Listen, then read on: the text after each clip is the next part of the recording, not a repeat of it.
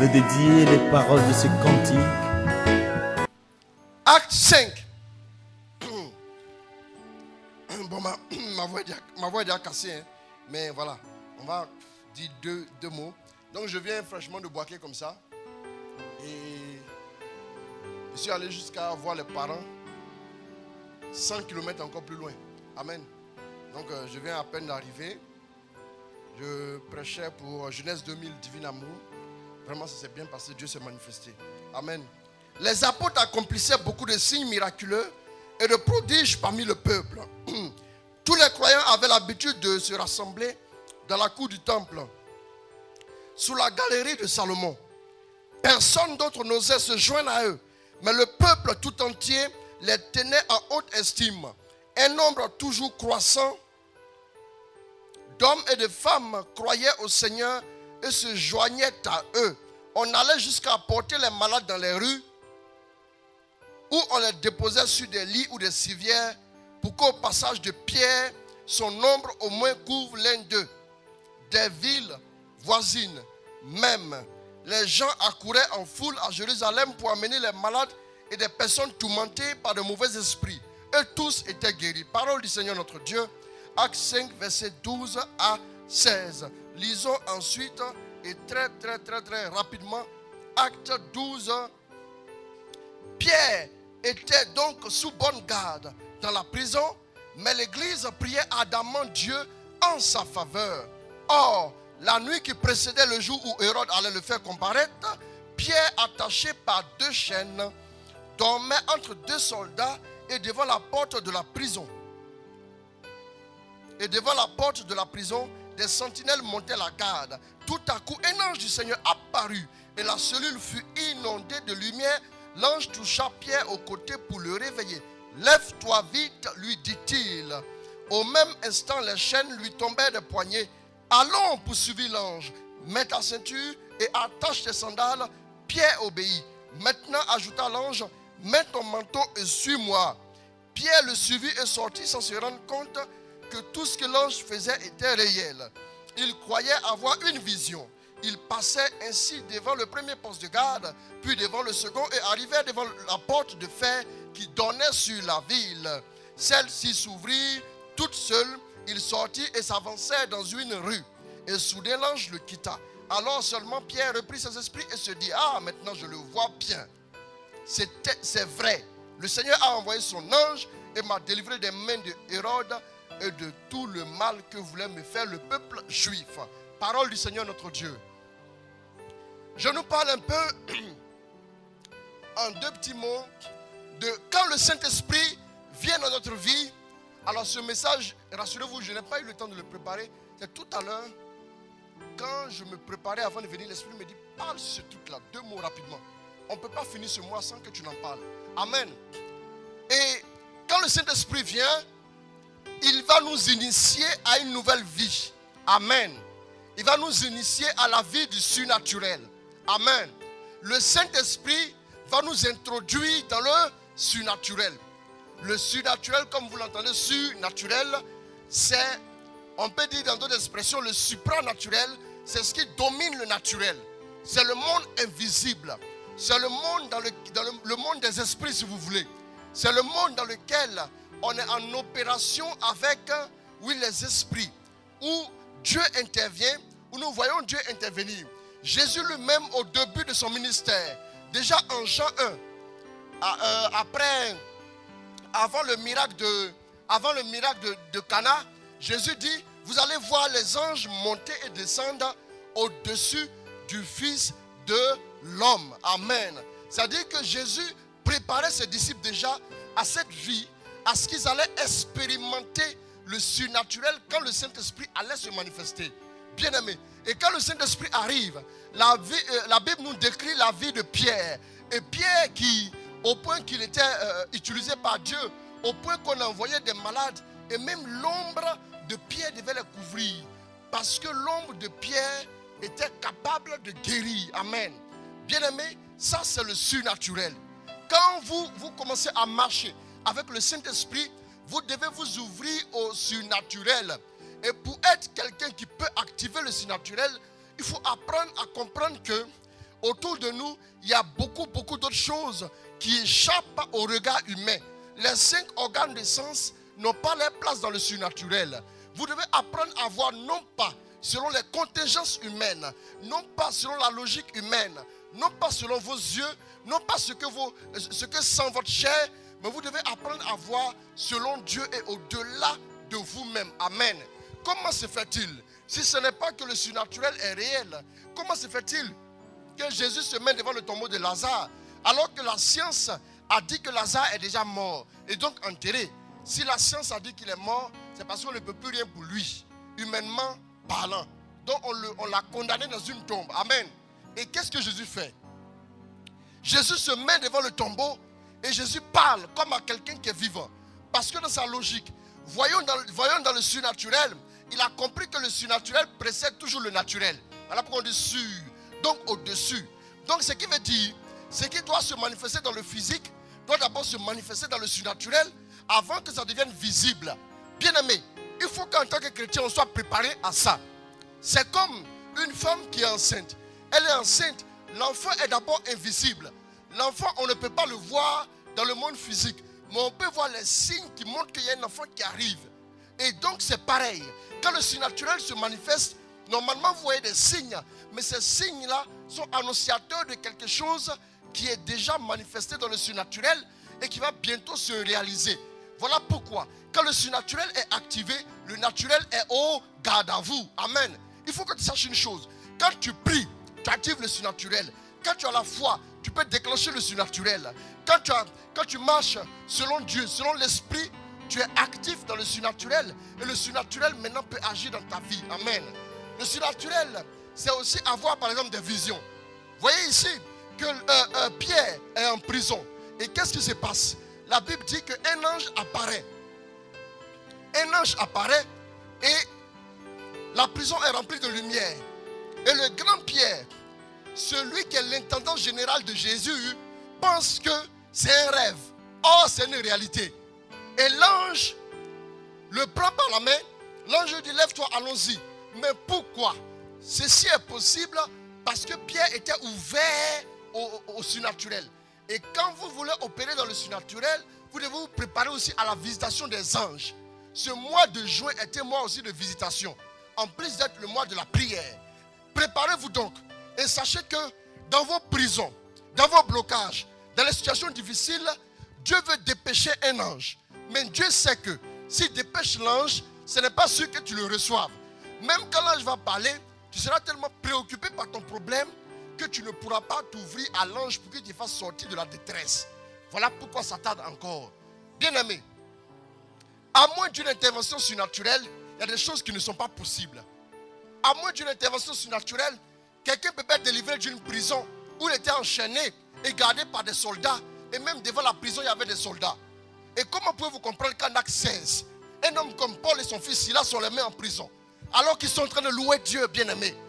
À un moment donné, les fondations de la prison ont tremblé. Bien-aimé, ils ont activé par les louanges le surnaturel. Et qu'est-ce qui s'est passé? C'est que maintenant la prison a tremblé et les chaînes ont été brisées. Bien-aimé, ce que tu ne sais pas, c'est que quand tu loues Dieu, même quand ça ne va pas, tu es en train peu à peu d'activer le surnaturel. Quand tu célèbres Dieu, oui, même quand ça ne va pas, tu es en train de déployer la grâce de Dieu pour que le surnaturel se manifeste dans ta vie. Amen. Il faut que tu saches que le Saint-Esprit est celui qui va ouvrir tes yeux au surnaturel. Amen. Quand nous étions à Boaké, à un moment donné, pendant que j'exerçais le ministère, le dernier jour à la communauté Maître Divin Amour, j'exerçais le ministère et je dis qu'il y a quelqu'un à qui le Saint-Esprit est en train de porter des lunettes. Il est en train de porter des lunettes et puis au point que tu vas voir dans le surnaturel. Amen. La femme a été saisie, elle est arrivée ici devant. Et puis elle a arrêté, et puis elle a dit, tu te déplaces, il y a tout ce monde là autour de toi. Amen. Voilà Dieu. Qu'est-ce qu'elle avait vu? Elle a vu ce qui est autour. Parce que tu me vois peut-être seul, en train de prier pour toi seul, mais je ne suis pas seul à intercéder pour toi. Parce qu'au moment où je suis en train de parler là, ma voix est entendue aussi au ciel et les anges se posent. Il y a une jeune fille qui était là. J'ai dit, allez voir là-bas, regardez. Elle va servir Dieu. Je vous ai vu un ange se dépêcher et se positionner à son côté. C'est l'ange de la mission. L'ange de la mission est passé à droite avec une épée, avec une flamme dessus. Et l'ange qu'est-ce qu'il avait dit ensuite? Le deuxième, c'est lequel? L'ange dans les voyages. C'est ça, tu es sûr? L'ange pour la protection là. Oui, bien sûr, voilà. Il y a l'ange de la mission et puis il y a l'ange qui allait la protéger. Amen. Il y a l'ange qui allait composer avec elle. Il y a l'ange aussi, j'avais plutôt parlé de l'ange de l'intimité avec Dieu. C'est ça, j'avais parlé de l'ange de l'intimité. C'est ça, non? Voilà. L'ange de l'intimité avec Dieu. Le deuxième ange qui est venu, c'est l'ange qui devait la bousculer pour aller avoir l'intimité avec Dieu. Est-ce que vous suivez? C'est ce que j'ai vu. Amen. Quand tu t'engages à faire la mission de Dieu, automatiquement le surnaturel intervient. C'est-à-dire il y a des anges qui viennent automatiquement. Toi tu ne sais pas. Pour toi tu as pris une décision aussi normalement que changer une chemise. En fait, quand tu actives par le fait que tu ouvres ton cœur, regardez bien. Quand Marie a ouvert son cœur, d'abord Marie a reçu un ange, non? Marie était connectée au surnaturel. Et l'ange est arrivé, quand l'ange a parlé, qu'est-ce qui s'est passé? On voit que quelque chose est produit. Si ce n'est pas le surnaturel, comment est-ce possible qu'une femme qui n'est pas allée, tourner autour d'un homme, puisse tomber enceinte? Comment est-ce possible? Le surnaturel. 2, le ministère des anges. Quand le Saint-Esprit vient, il nous ouvre aussi au ministère des anges. Corneille était en prière. Un ange est apparu pour lui parler. Pour lui dire ta prière a été entendue. Il y a l'ange du réconfort par exemple. Comme l'ange qui est arrivé lorsque Jésus était en agonie à Gethsémani. Le plus souvent tout le monde t'a abandonné. La plupart du temps, tu vis des situations où les gens t'ont abandonné et tu ne sais pas où avoir du réconfort. C'est parce que nous ne sommes pas ouverts au réconfort divin qu'on ne voit pas les anges intervenir pour nous réconforter. Tu es engagé dans un combat. Les anges aussi sont là pour ça. Et tu veux le faire seul. Voilà pourquoi tu es sur la défaite. Ouvre-toi à la coopération des anges. Et le troisième et dernier point, c'est les visions. Bien-aimés, beaucoup de chrétiens ont reçu le Saint-Esprit, mais ne sont pas ouverts au fait que le Saint-Esprit peut leur donner aussi des visions. Un jour, Paul est quelque part et il voit un Macédonien en rêve. C'est une vision. Et qu'est-ce qui se passe? Il lui dit, viens chez nous aussi. Paul s'est levé. C'était une direction donnée par le Saint-Esprit. Pourquoi? Pour aller prêcher en Macédoine. Bien-aimé, un homme de Dieu a écrit, I believe in visions. Je crois aux visions. Je crois aux visions. Parce que le Seigneur nous donne la plupart du temps de voir des choses par rapport à ce qui arrive. Quand il doit t'expliquer pour que tu comprennes, quand c'est difficile à comprendre, il peut procéder tout simplement par des visions que tu as afin que tu sois préparé à la chose. Souvent les paroles sont limitées. Mais souvent quand tu vois quelque chose, tu es plus influencé par ce que tu vois que ce que tu entends. Voilà pourquoi Dieu utilise les visions pour nous parler. Bien-aimés, il vous faut vous ouvrir à cela. Quand le Saint-Esprit vient composer avec vous, il va aussi vous parler par des visions. Ou bien il va ouvrir vos yeux simplement. Vous allez voir des choses. Vous allez voir des choses. Elle est venue s'arrêter, elle a dit, la lumière là, la lumière est forte autour de toi. Hein? Wow, elle a commencé à dire des choses parce qu'elle voyait. Mais, amen. J'ai béni le Seigneur parce que le Seigneur était en train de faire des choses. Et des gens ont vu des choses. Oui, un peu même extraordinaires. Amen. Amen. Dieu veut vous parler aussi par les visions. Ne pensez pas que les visions sont réservées à juste une catégorie de personnes. Mais sachez que tout collaborateur du Saint-Esprit peut aussi s'ouvrir à cela. C'est comme quelqu'un qui travaille quelque part et il ne sait même pas que, en plus d'avoir la voiture de service, il a un chauffeur. Amen. Il y a un chauffeur à ta disposition. Tu dois en profiter. Ce que Dieu a mis à ta disposition, tu dois entrer dedans. Les visions. Il y a des moments où Dieu vous parlera. Il y a des moments où vous serez peut-être même en train de conduire, en train de marcher, où vous serez quelque part. Et puis vous verrez comme des images dans votre esprit. Vous les verrez clairement. Comme si on avait écrit sur un tableau. Nous étions en mission en 2006. Et nous étions à Ouragayo. J'étais avec d'autres frères. Et à un moment donné, celui qui nous avait accueillis n'avait même pas de voiture.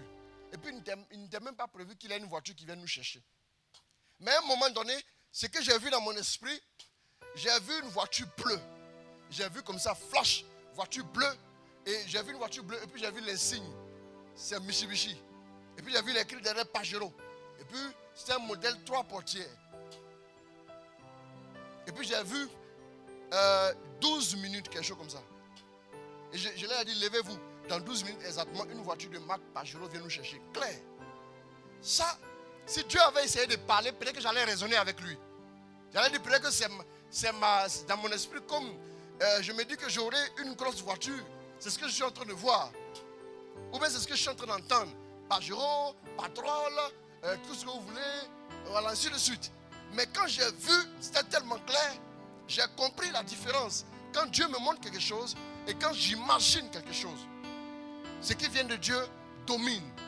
Mais notre imagination souvent se perd dans beaucoup de petites choses. Amen. Et qu'est-ce qui s'est passé? Exactement 12 minutes, quelques secondes, le gars vient, il dit oui, dépêchez-vous, parce qu'il pleuvait. La pluie était tellement forte qu'on s'est dit qu'on ne pouvait pas bouger. Mais l'esprit m'a poussé à dire 12 minutes. Et c'était vrai, je l'ai vu. Je l'ai simplement vu. Le plus souvent, tu es en train de prier pour quelqu'un. On dit, elle ne peut pas enfanter. Et puis tu la regardes et puis tu vois une personne enceinte. Ou bien tu vois une alliance à son doigt. Si tu l'as vu, tu l'as vu. Cette alliance-là a une seule signification, c'est le mariage. Tout simplement. Dieu peut nous parler aussi par des visions. Ouvrez-vous à cela. Quand vous priez, fermez les yeux, soyez en esprit et disposez-vous. Dieu peut vous parler à tout moment. C'est le Seigneur qui, dans sa souveraineté, nous parle pour nous montrer aussi sa fidélité, pour nous montrer son amour. Je crois aux visions.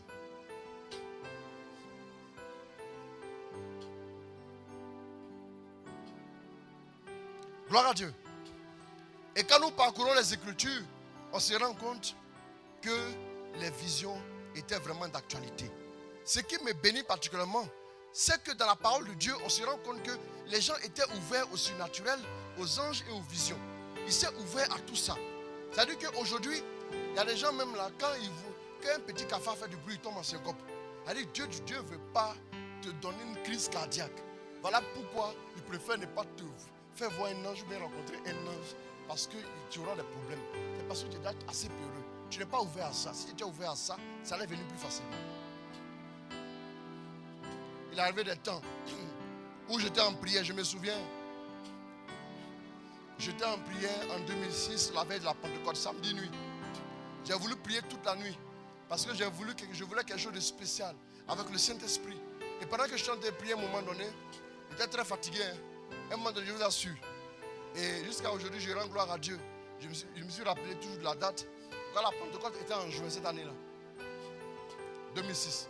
Et je me souviens que, début juin, je crois, 2 ou 3 juin, je me souviens que j'étais comme ça, à genoux, et à un moment donné, je me suis assis un peu sur les talons. Et à un moment donné, j'étais vraiment fatigué, je commençais à avoir sommeil. Mais je ne dormais pas. Cette position-là, vraiment, était très, très, très difficile de dormir. Quand tu ne pratiques pas peut-être la prière d'habitude, tu peux dormir facilement. Mais quand tu as l'habitude de prier cette position-là, ce n'est pas possible. Et je vous assure, et je continue de rendre grâce à Dieu, ce que j'ai senti un truc comme ça. Mes mains étaient là comme ça. Et j'ai senti comme ça. On me touche sur le côté. Alors qu'un toucher, j'étais seul dans ma chambre, hein, j'aimerais bien que quelqu'un y entre. Mais c'est fermé à clé. Un toucher, c'est-à-dire que c'est en même temps un toucher un peu grave, en même temps un toucher rassurant. Il n'y a pas un toucher qui vient te dire, tu touches pour te faire rire, comme si on criait un coup. Amen, non, c'est pas ça. Un toucher rassurant. Et une voix me dit, je suis déjà avec toi. J'ai décidé de te faire passer à une autre étape. On était en juin, non? Un mois plus tard, je me suis retrouvé chez moi au village pour me reposer. C'est là que Dieu s'est manifesté encore dans une mesure que je n'avais pas encore vue. Où j'ai vu le Seigneur guérir Guat en direct. où j'ai vu une petite fille qui était paralysée, qui a marché. Et le Seigneur m'a dit, parce que je viens te toucher, et tu vas commencer à expérimenter des choses que tu n'as jamais vues. N'ayez pas peur, ouvrez-vous à cela. À plusieurs reprises, j'ai senti d'autres choses. De façon corporelle même. Et là encore, je le disais il n'y a pas longtemps, je sentais comme un vent léger qui me parcourait tout le corps. Et par moments, je sentais comme des gouttes de pluie. Et même quand j'étais sous un abri, comme des gouttes de pluie, comme de l'eau qui tombait sur moi. À des moments précis, je sentais d'autres choses, un peu insolites, mais qui étaient révélateurs du surnaturel qui existe, qui domine le naturel. Vous savez, quand Dieu intervient, si Dieu se manifeste ici, si un ange se manifeste dans tout son éclat, les fonctions humaines vont comme être mises en stand-by. On va commencer à sentir une grosse présence. Et on va peut-être même tomber comme un peu évanoui. Parce que le surnaturel écrase le naturel. Voilà pourquoi quand vous activez le surnaturel, quels que soient les manigances qu'on a dressées contre vous, quelles que soient les attaques, quels que soient les blocages, le surnaturel domine toujours ce qui est naturel au nom de Jésus. Voilà pourquoi je ne sais pas quel est le diagnostic qu'on a dit sur ta vie. Je ne sais pas quelles sont les décisions qui ont été prises dans les bureaux. Quels sont les cachets qu'on a mis pour te nuire, pour te casser ou bien même pour te renvoyer. Je t'assure, ce soir quand tu entreras, invite les anges. Dis à Dieu, montre-moi dans une vision ce que je dois voir pour mon succès, pour ma distinction et pour mon élévation. Seigneur, il est temps que tu me parles. Il est temps que tu me fasses voir, non pas pour que je croie en toi, mais parce que justement je veux m'ouvrir à cette réalité-là aussi, avec laquelle tu coopères pour parler à tes serviteurs qui te craignent. Qui vous a dit que Dieu ne veut pas parler par des visions encore aujourd'hui? C'est parce qu'on n'en parle pas. Et c'est parce que les gens ne sont pas ouverts à cela. Et je prie que cette semaine, vous irez, vous verrez toute la semaine. Vous verrez toute la semaine que le Seigneur aussi interviendra peut-être même par la présence des anges. Vous allez sentir des présences. J'ai souvent senti, même maintenant, juste derrière moi, je l'ai senti. Il est tellement bien senti que je me suis retourné. Et le Seigneur m'a présenté celui qui était l'ange en chef, qui était chargé de la mission que j'accomplissais pour lui. Et il m'a même dit son nom. Il m'a dit pourquoi est-ce qu'il avait ce nom et ça servait à quoi dans l'intimité avec lui. Donc je coopère avec lui. Et je sais que partout où j'interviens, cet ange est là-bas. On voyage ensemble. Amen. Gloire à Dieu. Et c'est comme ça. Chaque enfant de Dieu a un ange qui lui est attaché par rapport à sa destinée, mais aussi par rapport à la mission de sa vie. Par rapport aussi à certaines promesses qui t'ont été faites par Dieu. Il y a un ange qui vient. Ouvrez-vous à la coopération. Souvent l'ange qui a été envoyé pour que tu deviennes prospère veut te faire des clins d'œil pour que tu rentres dans la prospérité. Mais dis, laisse-moi en paix où je suis là. Moi je vois et je crois. J'ai un tonton qui veut m'aider, laisse-moi, il va m'aider. Que Dieu vous bénisse, on va acclamer Dieu.